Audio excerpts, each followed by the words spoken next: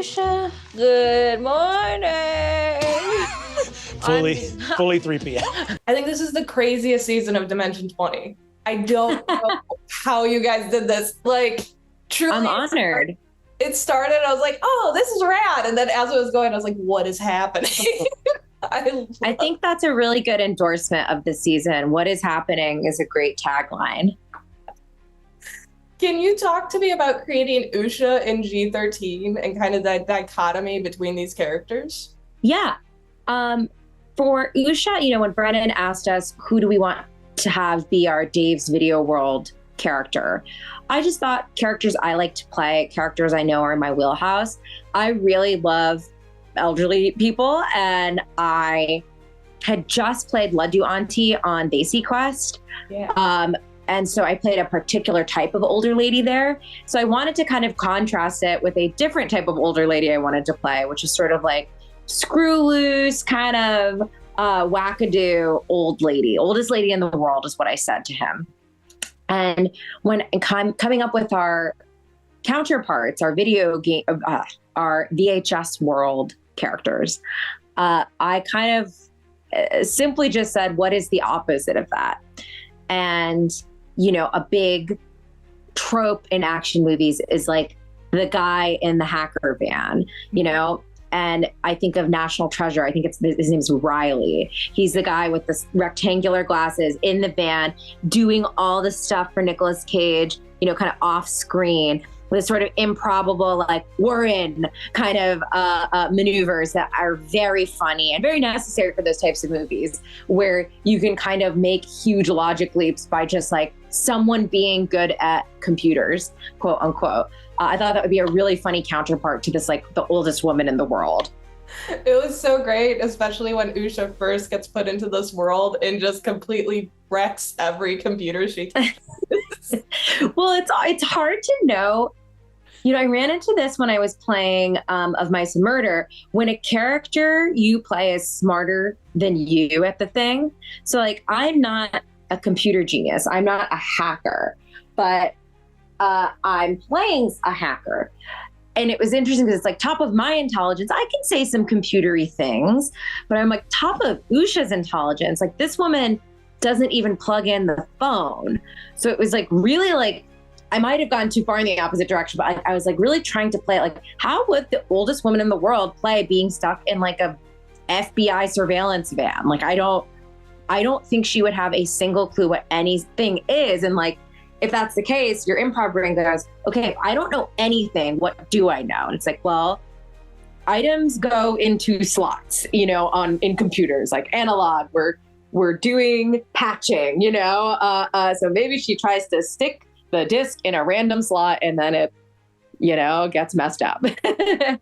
It was so perfect. And I love the decision that you made later in the game to have G13 sort of taking over. Was that something you had been thinking about, or was that kind of in the moment when you realized how kind of advanced the technology you had gotten through the mechanics? I think it was in the moment decision.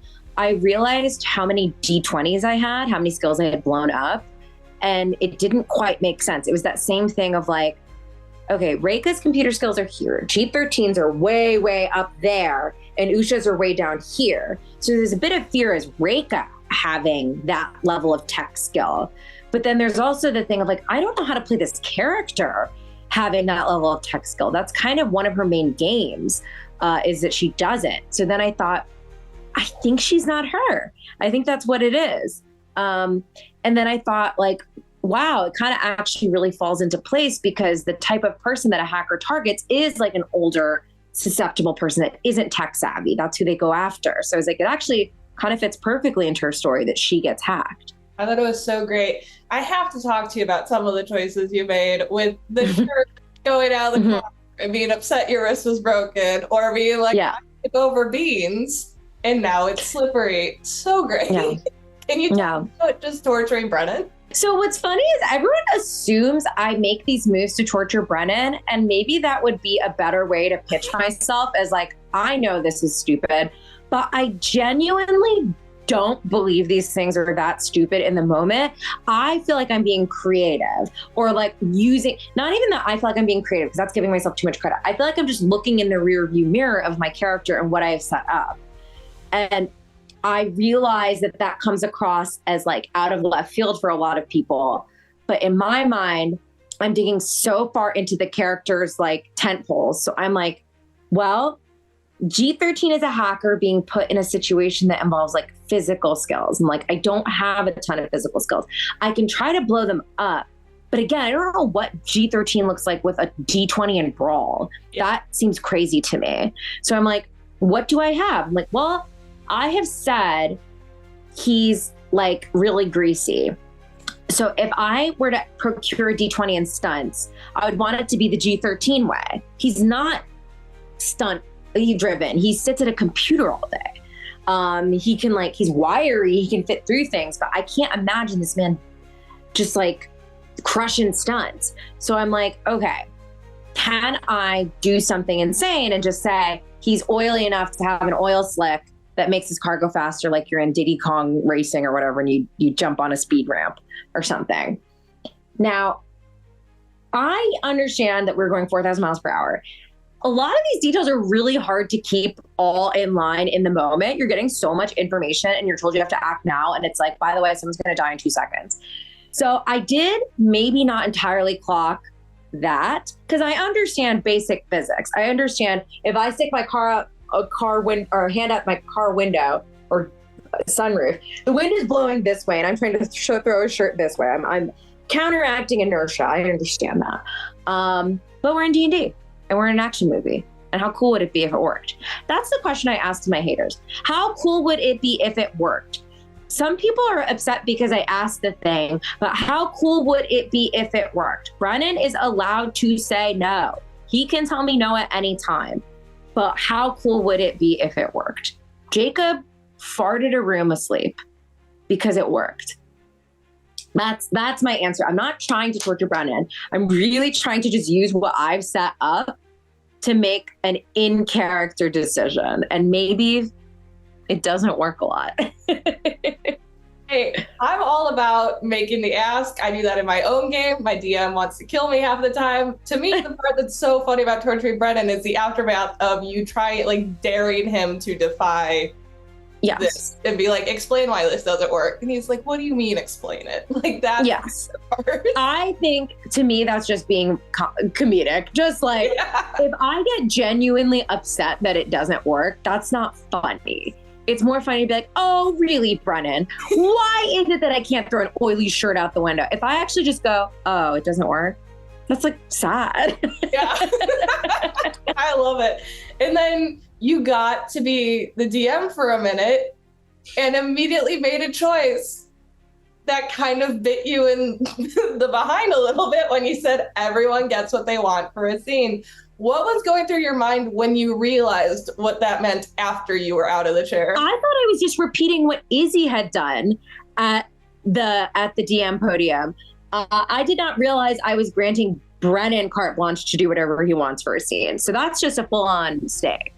And I ask for forgiveness. I ask to realize that we're all humans.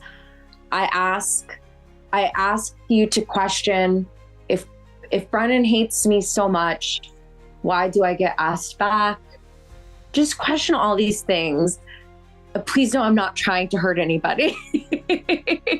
So much fun afterwards. Brennan's like, how you doing? You're like, bad, not great after that. It was so much fun. Absolutely. You hate to make a big mistake. What surprised you the most about Usha's arc in this, from kind of when you first had conceived of this character to where she ended up by the end of it? I thought Usha's big lesson was going to be like perhaps as stupid as learning to turn on a computer. I didn't think there would be a huge payoff for her, but as Brennan and I were kind of improvising, it might have been in the last episode, you know, he gives me that monologue about how it's not okay to like fear change. And Usha, I kind of thought she would just live in that world of like change is bad. And like, I don't need to adapt to the times because what I have works for me. I thought she would kind of stay in that world and kind of her lesson might be like, it's okay, I am the way that I am. I love myself. But her lesson was kind of like, you do have to adapt, which I didn't expect for her. Because she's not someone that I viewed as like, she can't live by herself. She's a danger to herself. But I think she is a character that is, you know, speaking of inertia, she is really plagued by inertia. She just stays there because she is there. And when the opportunity opened up of like, oh, can she go live with her beloved granddaughter? It's like, why not? Yeah. Screw inertia. Go over there. Let's see.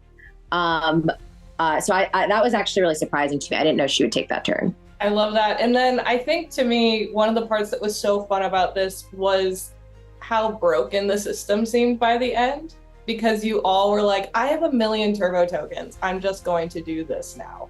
For you, kind of by the end of it, what was the most fun aspect of being able to go, well, action movie, so it works? Yes.